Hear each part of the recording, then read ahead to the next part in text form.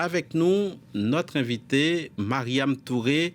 Bonjour, merci d'être sur notre chaîne. Vous êtes agricultrice ivoirienne et vous produisez du riz. Vous êtes à la tête de la Société ivoirienne de riz. Vous venez d'arriver à Paris. Dans quel état d'esprit venez-vous participer à ce salon de l'agriculture? Bonjour Monsieur Robert, merci de me recevoir sur vos antennes ce matin et c'est avec un sentiment de fierté que je participe au Salon de l'agriculture cette année parce que ça me donne l'occasion de mettre en lumière toute notre expertise au niveau de la Côte d'Ivoire. Vous êtes spécialiste des cultures vivrières et non des cultures de rente. Avant de passer à ce que vous faites, est-ce que vous pouvez déjà nous expliquer la différence entre les deux? Les cultures de rente, c'est toutes les cultures que nous exportons, donc le café, le cacao, l'anacarde, le coton, etc. Et les cultures vivrières, c'est tout simplement tout ce qu'on mange. Bon, merci pour la précision. En illustration, on a ce que vous produisez, hein. Vous plantez du riz dans une zone proche de la Guinée et du Mali, zone longtemps marginalisée, dites-vous. Mariam Touré, d'où vous est venue l'idée de vous implanter là et aussi de produire du riz? Très bien. En fait, je viens du district du Dinguélé, qui est situé au nord de la Côte d'Ivoire et qui fait frontière à la Guinée et au Mali. Ce district est un district avec un potentiel très, très, très grand pour la riziculture parce que nous avons plus de 100 000 hectares de plaine et de bas-fonds qui sont propices à la culture des céréales et notamment du riz. Donc, en plus de ça, je suis originaire de cette région. J'ai grandi à Odiéné. Donc, c'est un honneur pour moi de contribuer au développement de cette région et aider les populations à lutter contre la pauvreté. Ça fait quelque temps que vous êtes dans ce domaine. Vous étiez d'abord dans la communication. Quel a été le résultat en termes de production, en termes d'emploi, en termes de revenus? Très bien. Selon la stratégie nationale de développement de la riziculture de la Côte d'Ivoire, nous avons en 2021 mis en place un projet pilote sur 1000 hectares. Ça nous a permis de travailler et de donner des emplois directs à 300 producteurs regroupés en 6 coopératives. Malheureusement, nous n'avions pas la maîtrise de l'eau, donc on a fait une seule récolte et nous avons appris de ces erreurs-là. Et donc, cette année, nous avons mis en place un nouveau projet avec une maîtrise totale de l'eau qui va nous permettre de pouvoir faire 3 récoltes, donc 2 récoltes de riz et une récolte de soja au milieu des 2 récoltes, et en bonus, produire du poisson. Est-ce que vous arrivez, Mariam Touré, à vivre du fruit de votre travail? Je pense qu'on est sur la bonne voie de pouvoir vivre du fruit de notre travail parce que nous avons pris toutes les nouvelles technologies, nous avons bénéficié de l'expérience de nos devanciers. Donc, toutes les conditions sont mises en œuvre aujourd'hui pour que nous puissions non seulement vivre de notre métier, mais aussi développer notre région. Je rappelle à ceux qui viennent de nous rejoindre, peut-être qu'en illustration, on a des images de vos exploitations, de votre travail. Avant de passer à la situation du continent sur le plan agro-industriel, peut-être une question d'ordre agronomique, entre guillemets. Quelles sont les spécificités du riz ivoirien que vous produisez? Déjà, faut reconnaître que la culture du riz est une culture qui est une culture de précision.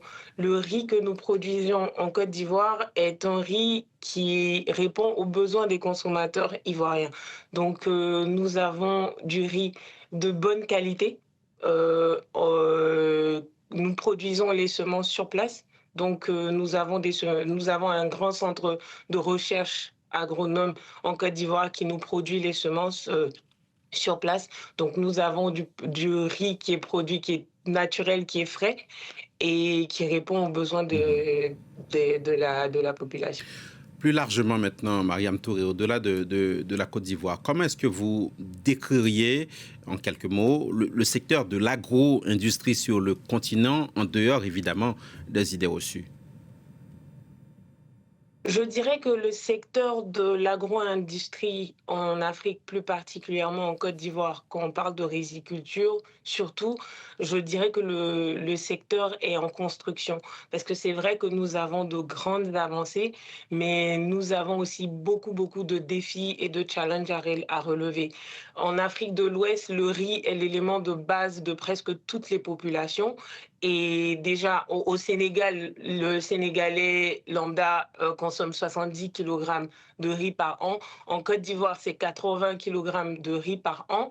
Et nous dépensons en Côte d'Ivoire plus de 600 milliards de francs CFA chaque année, rien que pour assurer notre sécurité alimentaire. Donc, notre défi en tant qu'acteur de l'agro-industrie, c'est d'inverser cette tendance afin qu'on ne puisse plus importer du riz, mais qu'on puisse produire et être autosuffisant. Justement, puisqu'en gros se pose la question de l'autosuffisance, qu'est-ce qui explique justement que malgré des terres arables en quantité, l'Afrique continue d'importer autant pour se nourrir? Comme je le disais tout à l'heure, nous sommes en construction. La culture du riz demande beaucoup d'efforts et surtout beaucoup d'investissements, de gros investissements qui doivent être faits et par l'État et par le secteur privé. Donc, c'est ce qui explique un peu pourquoi on a cette lenteur à pouvoir produire en grande quantité pour pouvoir satisfaire toute la demande de la population.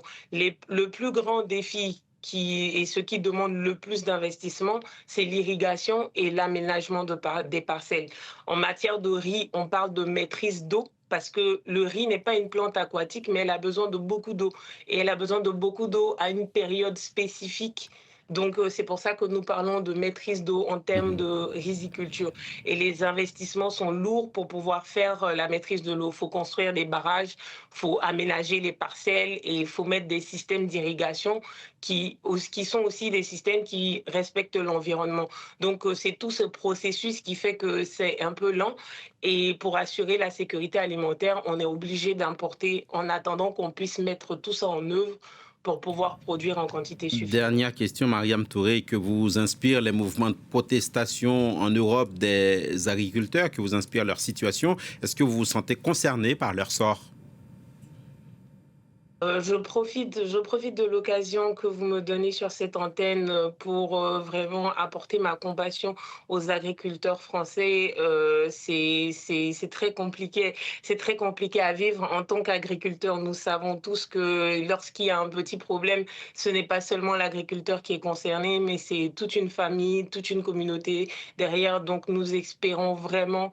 Nous sommes de tout cœur avec eux et nous espérons vraiment que la situation va s'arranger très bientôt parce que un agriculteur heureux, c'est un pays heureux. Merci beaucoup, Mariam Touré, pour votre éclairage, votre témoignage, productrice de riz en Côte d'Ivoire, la Côte d'Ivoire, pays invité d'honneur du Salon de l'agriculture. Merci beaucoup.